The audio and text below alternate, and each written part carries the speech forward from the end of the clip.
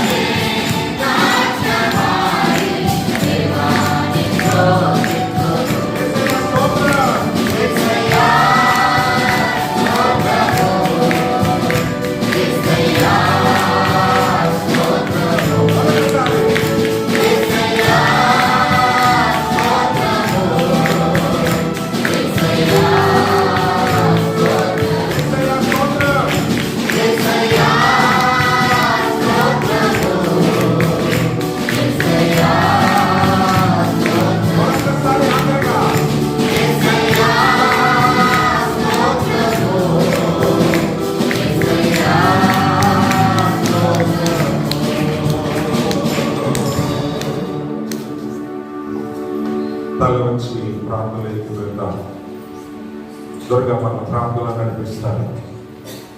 అందరూ కూడా మౌనముగా మీ తలలు వచ్చి చేతులు జోడించి ప్రభు ఆకాశము తండ్రి కనులెత్తులకు కూడా నేను యోగ్యత లేదు వాడిని ఆయన నన్ను జ్ఞాపకం చేసి